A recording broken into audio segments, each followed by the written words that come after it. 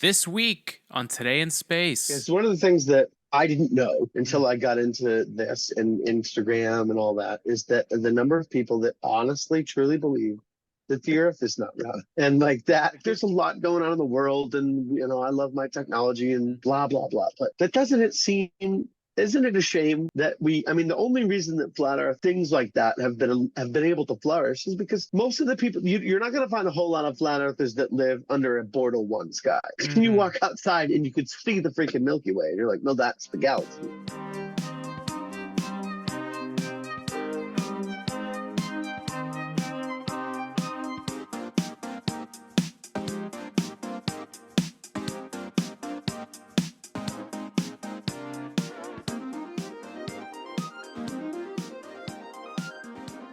Welcome, everybody, to another episode of Today in Space. I am, as always, your space science podcast host from the East Coast, Alex Giarfanos, and we're here for a holiday episode of Today in Space and part 2 of our interview with Matt Schricker, astrophotographer over at Astronomy on Instagram and TikTok.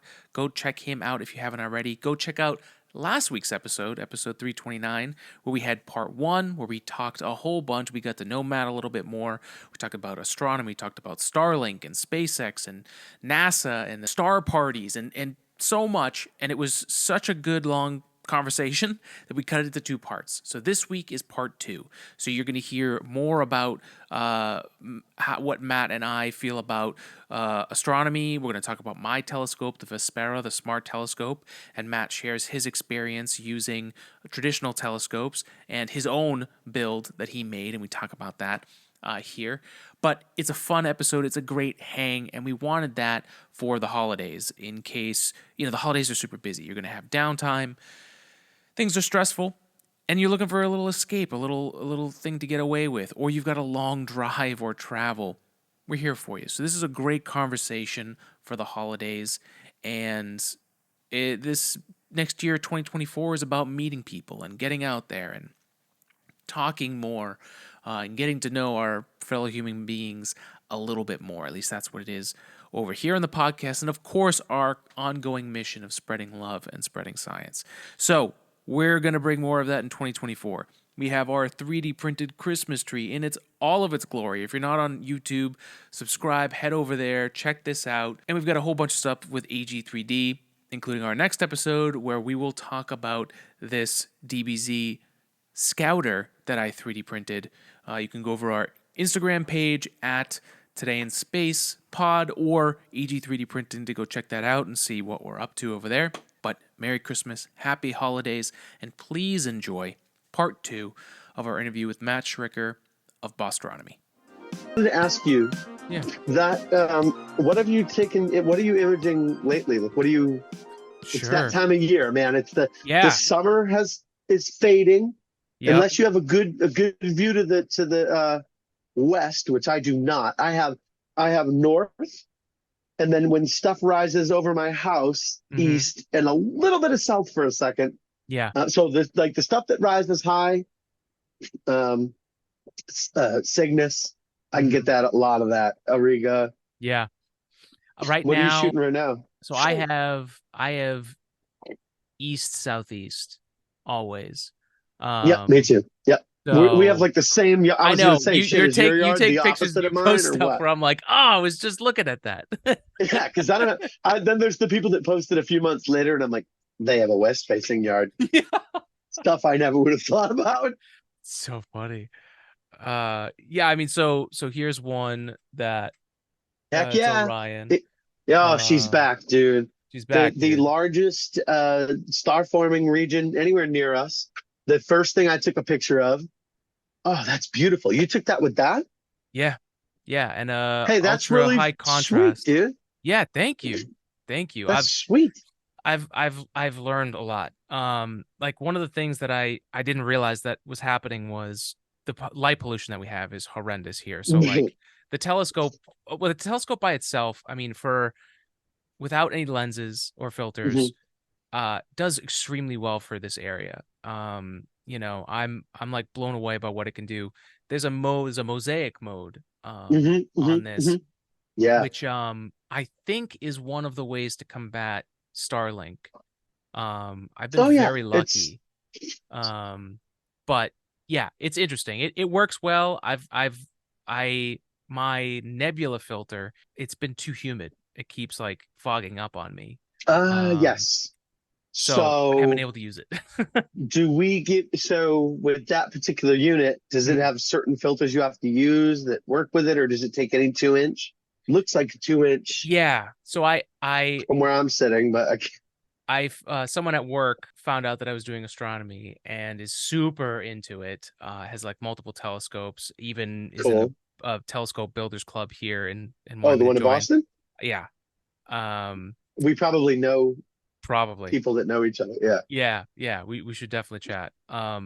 But Watch out, uh Connor. You're not the only connection. so it's been interesting. Like I don't even remember what we were talking about. Oh, the filter. So The filter. you can buy the filters from the company.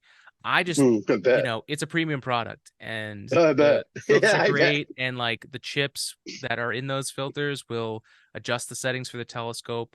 It's it's a great Vespera from Vaonis is a Mhm, great telescope for like I don't have the time to fiddle with something, but I'd mhm. love something to just put out, especially if you have kids, you want to get them into it. Like Yeah. the cell phone aspect is amazing. Like it's very Hmm. simple. On winter days, like you can, or buggy nights in the summer, you can have it outside and be on the porch and Yep. be controlling it, which is amazing. Um, Uh-huh. yeah, so it's a cool little thing, and yeah, what can I say? You It's a know, it's blast. it's it's like the funny thing is so you've got this like single like all in one package Yeah. components and all that. And I sort of went more towards the like single component, assemble it. Mm, Then as a guitar player, like I love pedals and effects yeah. and shit and like building a rig. So like that part that is a very Mm, like there's a lot of continuity there. So yeah. but I use an ASIR. So I do it all from my phone too. So That's like that awesome. part I totally get Hmm. because I can go like we have the guest room is sort of near the deck where I shoot from. Yeah. And so when I'm in there, because a lot of times by the time I go to bed, one of the little ones is in my spot. So I'm like, oh, whatever, man. If you can't beat them, join them. So I'm in the Mhm. other room. But the good thing about that is I have access to the scope, which is not good for my sleeping patterns. But No, but like it's a lot I've of been fun. working on, dude, I've been working on the California Nebula, Yeah. which is like from a visual perspective, impossible to see unless you are on the very biggest scope. Yeah. But I am now, so every year I shoot this thing. This is the third year I've shot it. And every time I do like a night, maybe 2 nights, and I try to get better at it. And Mm. this year I was like, I am going to just pour everything I have into this. And so I have one more night to go, and I'll be at 24 hours of exposure time on Wow. the thing. So, like, I mean, I have just like you want to talk That's about leaving the awesome, dude. scope out. Like, I'll just cover it with something when it rains. Like, I'm at the point now where I'm like, that thing barely comes in the house. It's out there all the time. That's And this shit awesome. is meant to be out there, for the record. It's Yeah. powerful stuff, but I will say, yeah, so I can't wait, terrifying dude. to leave this thing outside. I will say. Totally, dude, The because first it's I a was like lot of so money. stressed the first time I was doing it. It was wild. Uh-huh. It was wild. Huh. Yeah. So this was my I first that was oh my it first California Nebula. my first California Nebula looks exactly like Yeah. that. Uh-huh. That's Because I cool. try to do it with so I have the first scope I bought was the Edge HD 8 Mm, inch. Then I bought a 700 millimeter ED 102, which is made by Explore Scientific. mm. I love that scope. It's but it's f7, so it's like not that quick. And that's something that I've like the What does speed. F7 mean? Sorry, All right, so ignorant your here. your F ratio in like photography Mm. is how fast the light like is absorbed. I mean, it's the best way I can describe it. Okay. And so that makes a big. How they talk about how fast is the scope, how fast is that lens. So if you're shooting like when you see Oh. those guys at Gillette, that stadium, they're down there shooting the Pats. They're watching Mac Jones throw interceptions and all that. So they have like that high, like they have super high speed lenses. I'm a Uh, season ticket holder. I freaking cannot like, but uh, that's a whole other argument. they're, But like, I'm only wearing gear at night because that's the only time they're good in my you dreams. just put it back. Yeah, I yeah, feel like a yeah. Jets fan. My neighbor is a huge Jets fan, Oh and we man. are just like, just like. And this year, I'm like, well, I get it, man. I mean, Yeah. it's been a while since I remember, but those guys on the field that are shooting are very fast lenses, and they're Mm. able to like stop motion in real time. Um, Huh. but in the astrophotography application, you're really talking about like, okay, so there are a myriad of speeds of these scopes. Like Mm. the Schmidt Cassegrade is a great scope, but they're really slow. This one's f10. That's Mm. like molasses. But then the red cats I have two. I have a red cat 51 and a 71. Mm. There's a 250 and 350 millimeters. They're Mm. f4. They, from my perspective, are lightning fast. Mm. Like I take a 10-minute exposure with that thing, and it is like being in space. Wow. Then there's the Rasa, which is you can't look through it, right? That's a big Mm. C8 style scope, mirrored scope, but it's wicked fast. I think it's Yeah. f2 something. Like it's really fast. So I use the now the more and more and more I am into I don't know why I can't use this right now. I'm getting into like the speed of scopes. So Yeah. this is my most recent it's wow, it looks terrible in this Pleiades, right? camera. Pleiades, yeah. But That where looks awesome. so that has like 15 hours of Wow. f4 speed, 10-minute exposures. Mm. And so like the more like what I'm focused on now is like I don't need to see it all in one night. Like slow down, Mm. drag this thing out. I've Yeah. imaged the Pleiades 4 times, no, 5 times. Yeah. And so now at this point I'm like, well, what like there's all this gas and dust around it. I've never been able to get it. Yeah. This last time I got it. And I'm in Weymouth, so I'm Mm-hmm. in a Bortle 6. There's a football field across the way here. It's a soccer Mm. field, and they have the brightest lights in the history of Yeah. mankind. When they're on till 10 o'clock, it's an f7, and then it drops to like a Bortle 7, Damn. drops to like a Bortle 6 XS. I am deep Mm. in. I mean, I can see the skyline from my neighborhood. Wow. So I guess it's a little stolen Valerie to say that I'm Bostronomy. Not technically in Boston, but I mean, I can Well, see it. it's You know pretty what I mean? Boston though to say you're from Boston and not Dude, actually be in Boston. So that's the most yeah, Boston thing yeah, ever. yeah. Absolutely, man. So Cool. light pollution is the thing, right? And like I use a It lot of is. light pollution filters out here, Mm. you know. Yep. That's what I But have it installed right saddens me. now. Mhm. Oh, and you asked me about I never finished. Yeah, what So do you use? so I have some SV Bony lenses. Yeah, those are sweet. Yeah, but that contact from work told me about it. Mhm. So and they were not that expensive, and especially in comparison, and because of my ability, I've been designing in CAD for, I mean, it's over a decade easily. Hey, It's probably 15 years. So shoot, like I can whip a design together like super quick, like that's rad. literally like Yeah, I saw that rocket thing. this Yeah, starship is literally from sweet. their website. I just took the picture and used it as like a sketch, and there it is. It's I here. saw that So pumpkin too. yeah, dude. Yeah, I have it. I guess I brought 3D it. printing, whatever. Yeah, dude. Dude, It's 3D crazy. printing is like you're out in space. Like if you're in space, you need a tool. That's what I mean. That's what's Yeah. happening, isn't it? Like that's what we're gonna Mm-hmm. do. Yeah. I mean, what if something breaks? Like, Precision replacement. mm-hmm. To me, it's almost like I mean, it's not almost like it kind of is like a replicator. Yeah. And then, like I think the most fascinating things from that like Star Trek universe that has Mm-hmm. yet to really come around is we have MP3s, Mm-hmm. and we have these, which is Mm-hmm. totally Yep. you know. That's the But that's then the the communicator, right? yep, that's the Yep. communicator replicator. Like, Yep. give me that. Hey, it's coming. I mean, that other episode the other day. Like, we literally took, you know, this scanner, scanned that Yep. pumpkin and 3D printed it. Now, So does that it's scanner work in 3-dimensional space? oh yeah. Yeah, it's What the? wherever wherever you point this, the trick is that the points need to match to themselves. So I before I got into 3D printing, I was working as a field technician for a 3D scanning company that had like Okay. 10,000 plus dollar scanners, those Leica trackers that people who are doing like civil engineering stuff, you'll see them on set or Yeah. whatever.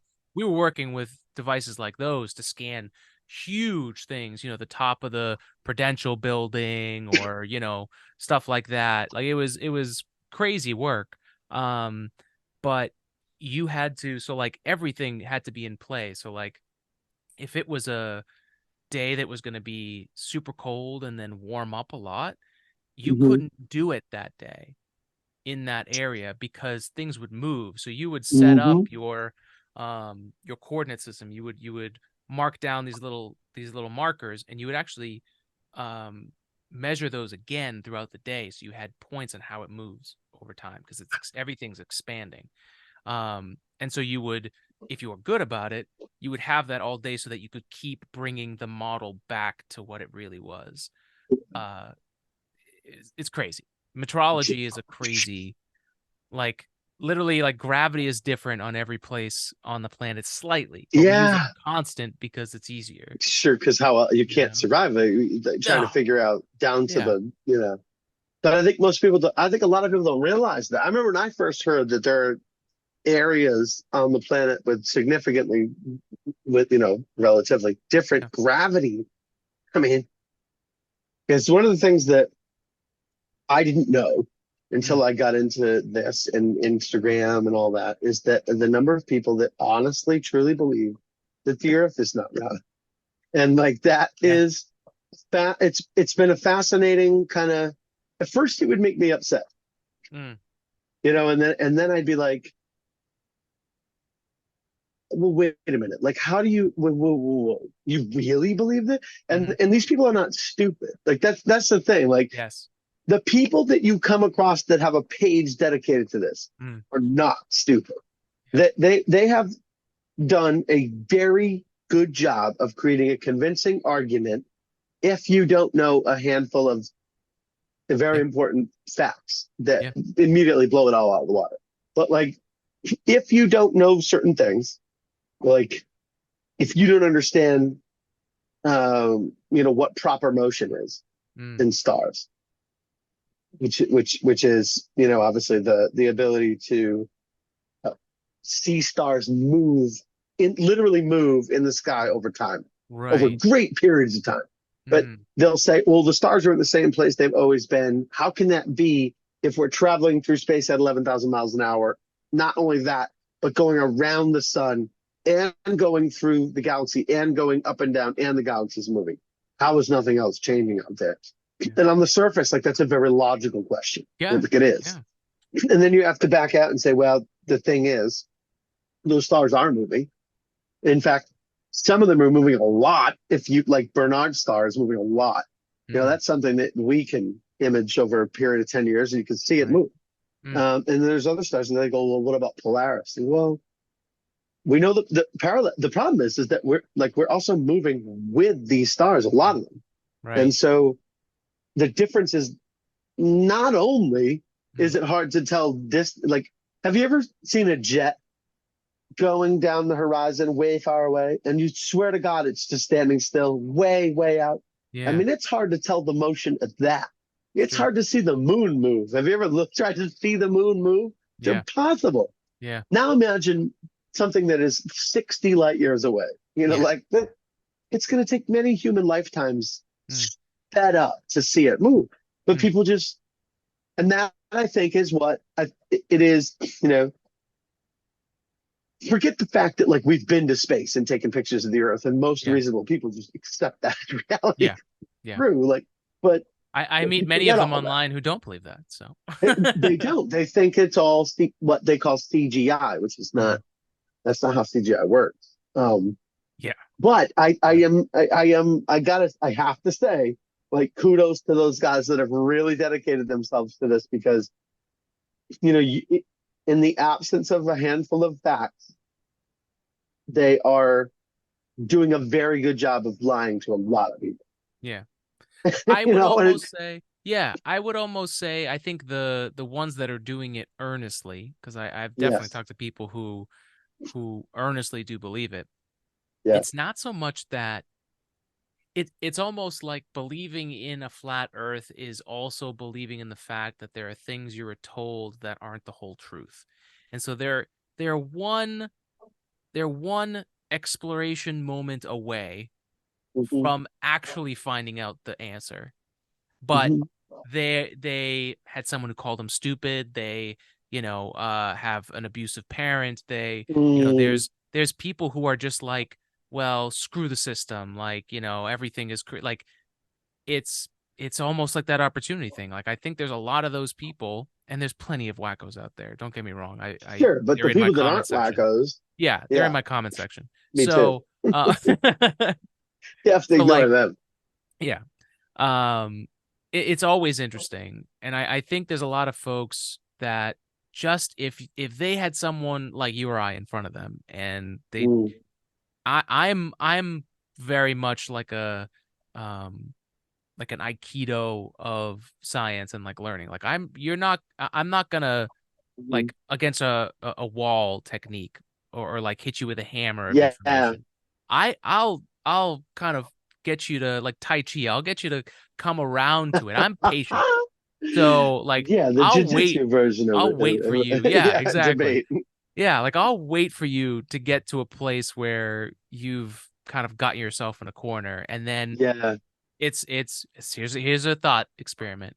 What about hmm this? And hmm um it I part of this podcast was seeing a lot of that stuff grow in the 2015 2016 internet, and there wasn't I was going to school for aerospace engineering, and everything was in a library, or it was, you had to have clearance to learn it, mm so there wasn't a lot of content. It was this is before Everyday Astronaut. This is before, Yeah. you know all these amazing people who are making content now.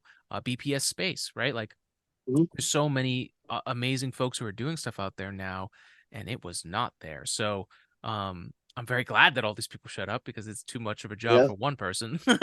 um but and that actually prompted like the evolution of my stuff too, like Everyday hmm Astronaut killing it, and bringing that like photography, that's such high quality, like hmm he's so good at that. I'm that, mm and I made a conscious decision not to try and copy it. And I actually stopped listening to That's a lot of hard. science and space podcasts. Yeah, I was like, I it's don't want hard. to copy anybody. And like, so, it's a friggin' honor to hear that, my thesis, you kind of spelled it back to me. Like that was Mm. kind of what I went out to do. So that's amazing to hear that that's what you You know, took but from it. I think that like the way that progress is made is to Mm, recognize brilliance and stand on its shoulders and like yeah. reach further. You know, like I think that it's like the it's like the Beatles were the first.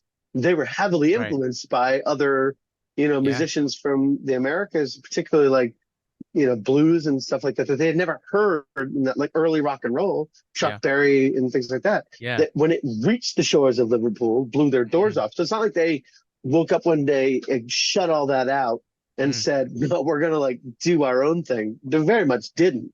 yeah. They just were lucky enough that Paul and John and Ringo and George happen to be within like a certain geographic location of each other. And that's why they're the Beatles. It's Right. like I think that, but like I think that it's fair to say, like I look at other people that do what I do, um, and like I want to learn from them, but then Mm, I see somebody do something cool that yeah. I've never seen before. I saw a picture of the moon. Somebody took a picture of the moon the other day, Mm, and the way that they played with the colors to bring out the minerals and the mineral yeah. colors was so much warmer than I'd seen anybody else do it. Mm, And I was like, oh my God, dude, yeah. it looks rusty, and obviously it's not.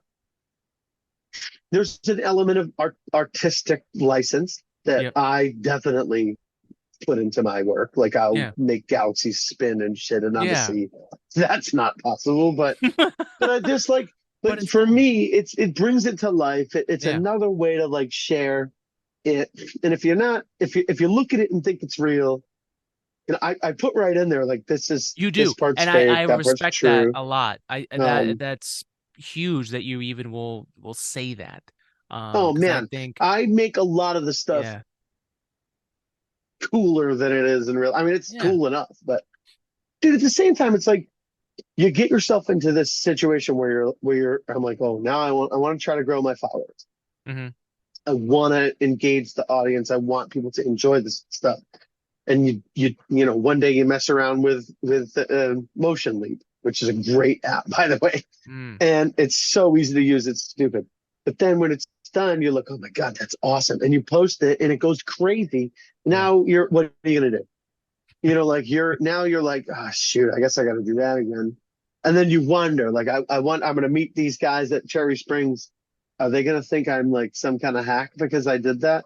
yeah, No, like yeah, they all get it too. Like hmm, we're also trying to. I'm not a scientist. You know what I mean? Not by profession. Um, I love space. I love yeah. communicating about space. I love talking about this stuff. So it's nice to talk to you. There's a lot of people Thanks. around me. Like some of my best friends are just like, okay, dude, like I get it. Hey, It's I'm the same. big. I'm in the same boat. There's a lot of stuff out there. It's really big. I know, Matt. That's great. Good for you, buddy. Just like, man, you don't get it. This is Yeah. everything. And I see some of now I'm a big Hubble guy. Like I love Mm, Hubble. James Webb is amazing. yeah. And it's, showing us, it's teaching us things that we didn't necessarily know, but Yeah. Hubble's always Yeah. you know, like Drew Absolutely. Bledsoe was my first favorite quarterback. That's my guy. And so Yeah. the Hubble, um, I think what's the first time I saw a picture of M51, the M51 it took, holy shit. Like, Yeah. it's just that's the ubiquitous like Mm, astrophotography yeah. image, and they did an M101, they did an M51, they did the Andromeda survey, they did like that deep sky, Yeah. that there was a postage stamp of space. And when they zoomed in, it was countless galaxies. And that, Yeah. that was a moment for me, where I was like, oh my God, there's no Yeah. way. There's no way we're alone. Yeah. And there's no way that anyone on this planet has the slightest clue what's going on Yeah. out there, Absolutely. like in all this.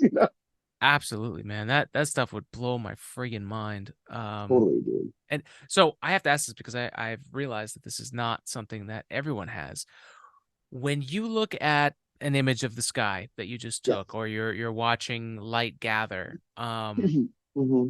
do you get any kind of physical feedback about how far away it is or how Oh my small you are in God. relation to that? Where is that sensation? I'm always interested because I have The found out not first everyone time, has this. it's funny, the first time that I had a moment like that, an epiphany or an inauguration or whatever the hell you want to call it. Yeah.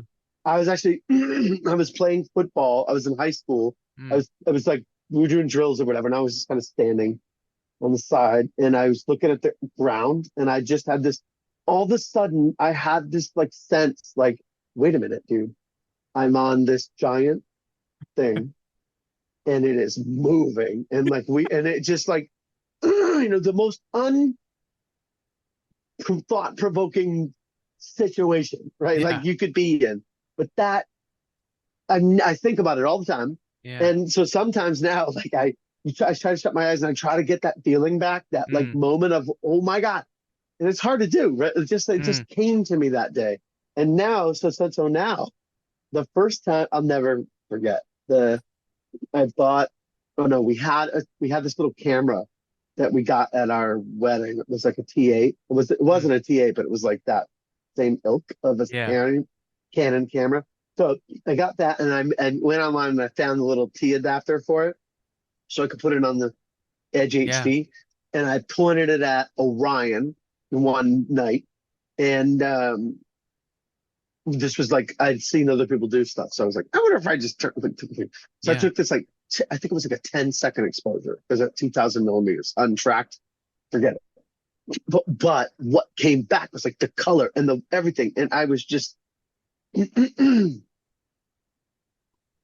I I look at the now. So now when I see those pictures come back, I see bright stars and dimmer stars, Mm. and I see stars that seem like they're really far away, and I see stars that seem like they're really close because of the brightness. But then I Mm. remember, like in an instant, I've come to realize that brightness has nothing to do with how far away it is.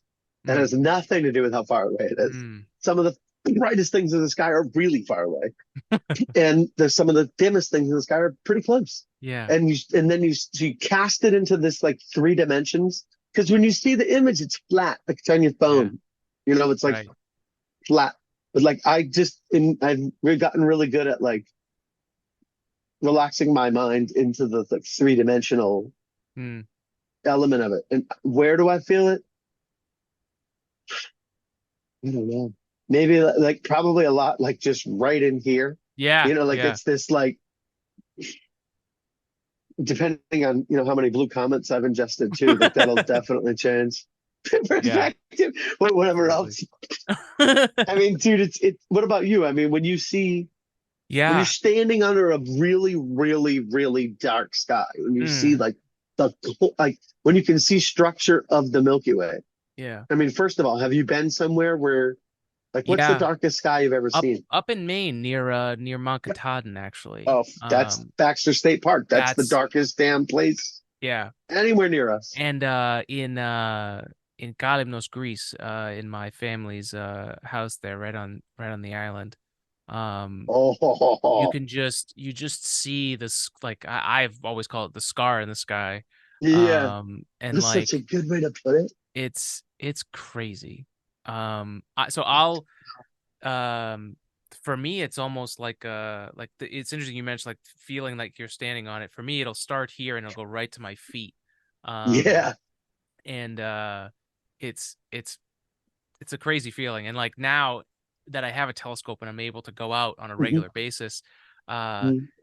when there's a clear sky and I've got that telescope, it's welcoming Yeah, oh yeah. now where like uh and I mean it's just crazy to think like it's everything. Like it's all of it. It's all there. Which isn't even all of it because we're not even seeing the other half of it, right? I mean, Below us, right? It's like it's crazy, but it's like, okay, what are we gonna, what's the show tonight? It's yeah, man. And I makes think me think that's about the the old the mythologies and what yeah. what people who didn't have any lights um must have thought every single night. Like you just had this crazy daylight where everything's trying to kill you, and then it's nighttime. There's It's this finally quiet. crazy stuff, and And there's you're like, also oh, stuff that's that a is trying to bear. kill you. And I'm like, Yeah, that's not a bear. It doesn't look like a bear to me at I all. know. Like I don't I like know. and what's really fascinating to me is that the cultures in like the southern hemisphere, Mm.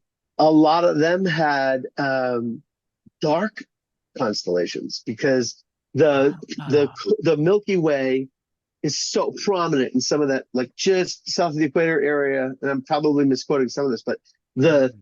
some of the nebulosity is so damn dark that it blocks out the stars. And they Wow. noticed the patterns in the sky where there were no stars. So that like Mm. inverted asterism, if you Whoa. will. And I think that that's because like, and if you look at a light pollution map, and anybody that is still listening at this point, God help you. But if you look at a light pollution map and look at the friggin' United States, and it's like, Mhm. how do I tell people this stuff, and they're like, yeah, light pollution, whatever. Well, And I yeah. get it. Like, there's a lot going on in the world, and I love my technology and blah blah blah. But that doesn't it seem? Isn't it a shame that I mean, the only reason that flat Earth things like that have been able to flourish is because most of the people you're not going to find a whole lot of flat earthers that live under a Bortle 1 sky. You Hmm. walk outside and you could see the freaking Milky Way, and you're like, no, that's the galaxy. Yeah. It's right there. But if you Yeah. live in Brooklyn or the Bronx or Boston or downtown Boston, we come out of a gig now. They put in the MGM place. Yeah. which is a great venue, by the way. But on the backside of Fenway, and they put all these lights on the outside. You stand outside of the Lansdowne and look up, and it is nothing. There's Yeah. not enough. No. You can see the moon, Jupiter, Saturn. That's it. Yeah. And like it's just, and so I'll go somewhere where there's a really dark sky, Yeah. and we'll go camp out there, whatever. And then I come back here, and there's like a good 48 hours, 72 hours where I'm just like, Yeah. like so depressed. So I'm like, man, Yep. I took all the filters out. When you go out there, you don't use filters, man. Yeah. You take them out, you let it rip, Yeah. and what comes back is like, it's different. Crazy. And it's funny, like I think that was the first time where I noticed that a telescope can be faster. Yeah. Like I was just watching it catch light so much faster and so much deeper. It was it was really crazy. It was really crazy. Fascinating, man. Yeah. Like, I remember, what really got me is the first. So I watched all these videos of Chuck and Trevor and Dylan and all the big shots, of setting up their scopes, talking shop, and watching these things run. Watching the guide scope was fascinating for me. Like the little camera in the little tiny telescope on top of your telescope that has such a cool view. Like, have you ever seen the image from a guide scope come up on like your phone or whatever? Have you ever seen one? Dude, let's get together and I'll show you. Like, the guide scope picture is one of the coolest things you can see. Dude, it's like looking through a telescope, but a little better than your eye could do. So you can see the faint fuzzy blobs of nebulosity and stuff. Yeah. But its sole purpose is just to help you watch stars and hold on. So I use a tracking mount. I use an EQ6R Pro. And so the guide scope locks onto stars, and it used to just lock onto one star, but now they've upgraded that. Now it pinpoints one star and also follows like a whole bunch of others. Oh wow! So it's really, really improved tracking on these mounts. And so it'll not only is your mount moving against the rotation of the Earth to keep your image stable, but it's now holding onto these stars and also sending little micro adjustments to the RA and the deck, and like keeping it really steady. And that's when you start to take. Sometimes I take 1,000-second exposures. I don't even know how long that is. That's crazy. I know 600 seconds to 10 minutes. After that, just you figure it out. I think I can only go up to 30 seconds with this guy. So that's pretty well, crazy. I mean, it's just the nature of like what it is. But that'll stack. You'll stack a shitload of them. You can stack an absolute ton. Yeah. You get to a similar place. Yeah. Yeah. And the all night viewing is just kind of like, and like you were saying, the multiple day thing, which is I'm starting to gather a library of stuff. Yeah. But so I guess let's touch on this and we'll close out this a little bit. So another big part of, if you're into astronomy, especially like you said, if you're still in on this, then maybe you're interested enough to get into this. So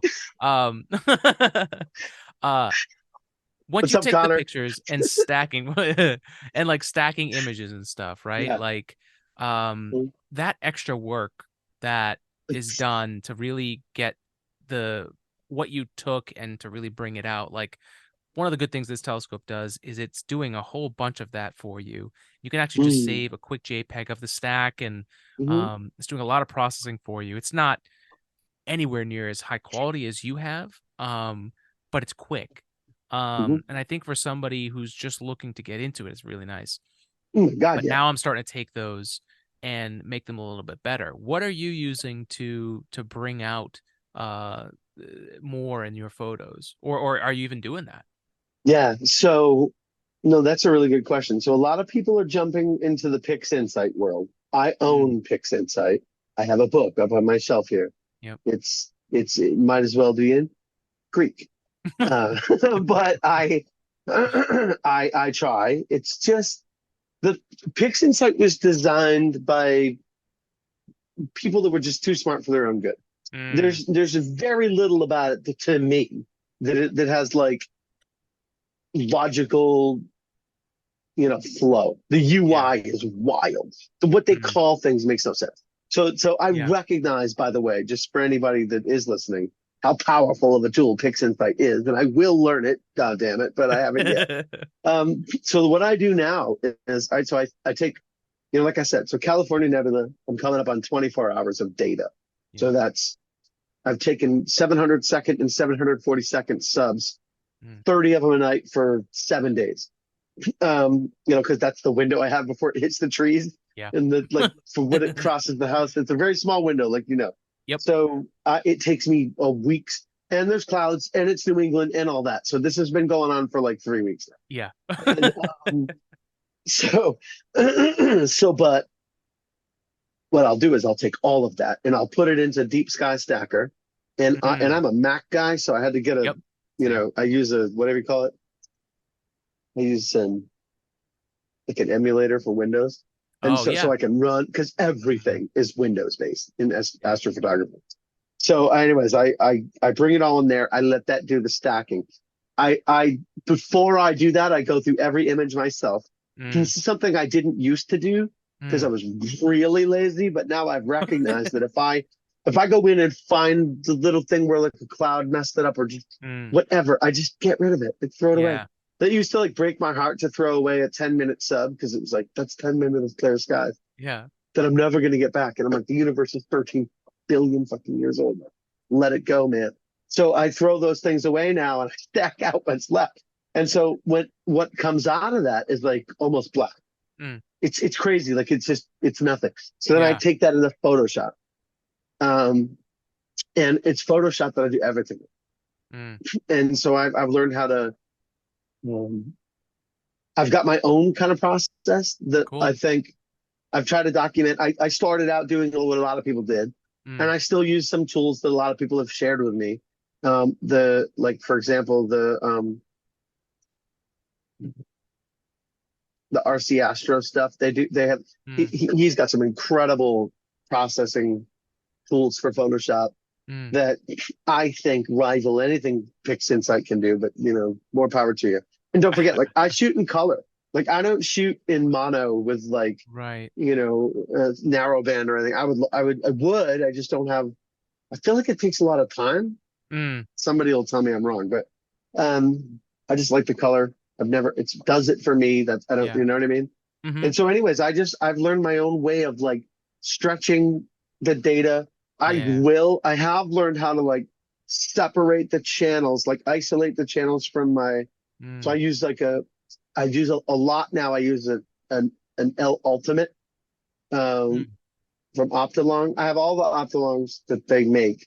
cool. I have L Pro. I use that for galaxies. I have the L Enhance. I don't really use that one anymore. I Mm, have the L Extreme, which I used forever, and now I have the L Ultimate, which I use a lot for mm. nebulae, and things like that. L Pro for galaxies, and there's a new one coming out. I pre-ordered that, but um, I can't be left in the dust. But I can isolate the narrow bands of Wow. pass from that, and that I've learned how to like separate and isolate and create these like fake Hubble palettes, Wow. and things like that. And in that way, that's where like the more artistic part comes in. Like Mm, one of my favorite pictures of the Rosette Nebula that I took mm. is does not look anything like real life. Yeah. I mean, once I was done with it, like it's Mm. colorful in real life. It's like red and yellow and blue, but my favorite one is this like magenta, purple, pink thing that I made that was like fucking nothing like real life. It's cool.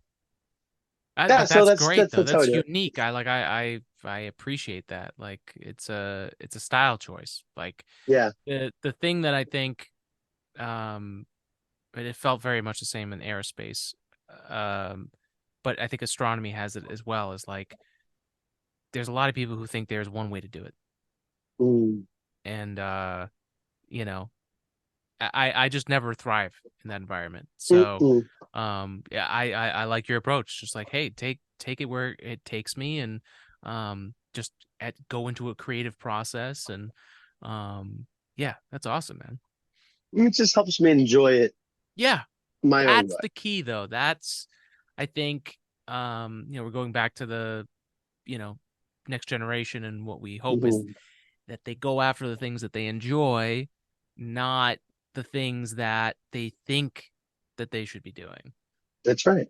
Yeah. Because AI is probably going to have all those jobs. So you might as well just go find a hobby and like really Yeah. Well, what's left at that hope, point, just hope that right? universal basic income kicks in and then we can all just go play and I'll be right there with you, man.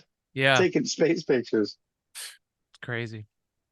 It's crazy. Well, Matt, this was friggin' amazing. We might even make this a two-parter. I'm not even sure, but this was Jesus, I know. I was like, oh my God, I've been talking to this poor kid for 2 hours. no, you kidding? This is like when I first started. Like this is it's felt very very good. It was a lot of fun. Oh, me, I So had a blast, dude. plug everything, man. Tell the folks where they can find you online, and what, if they're gonna reach out, or anything that you want to promote, Sure. whether it's that outreach stuff, go for it. No, Bostronomy on all of the channels that matter. I'm on them all.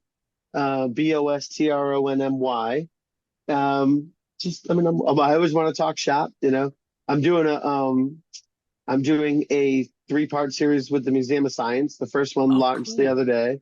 And we're trying to do, like, it's not that hard to take pictures of space Yeah. with the cameras you have laying around. Like, I could show you how to do it 10 minutes. Oh, You know what I mean? that's It's not that awesome. hard.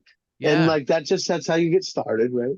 So I'm doing that. And otherwise it's just, hey man, come on out and let's talk shop. Yeah, if you live on the South Shore or anywhere near there and you're looking for a group of people that like astronomy, South Shore Astronomical Society. We would love to have you. We've got events all the time. They're going to be out this weekend, but I don't remember where because I'm going on a bar crawl and I can't go. So that's how You'll be much I busy. paid You'll attention be to that. busy. I will be. I will be. We're gonna hit all the dive bars in Weymouth that we can find. Nice. Hmm. The weekend for it. Yeah. Yeah, dude. Yeah. So, dude, it was really great talking to you. I Same. think what you're doing is really cool, and just keep going and let's hang out. We'll take some pictures of space. I'll show you what I got. I'd love to. Yeah. Yeah, we'll It'll be get the fun. telescopes out. We'll hang. Hell yeah, dude. Awesome. Fantastic. Matt, thank you again for joining us. Thank you, everyone, for joining us for this episode of People of Science on Today in Space. As always, spread love and spread science, and we'll see you on the next episode of Today in Space. See ya. And you made it to the end of the episode. You are awesome. We hope you enjoyed part 2 of our interview with Matt Schricker. Follow him at Bostronomy on Instagram and Twitter, and have yourself a happy holidays. And if you celebrate, a Merry Christmas and a Happy New Year. Be good, spread love, and spread science.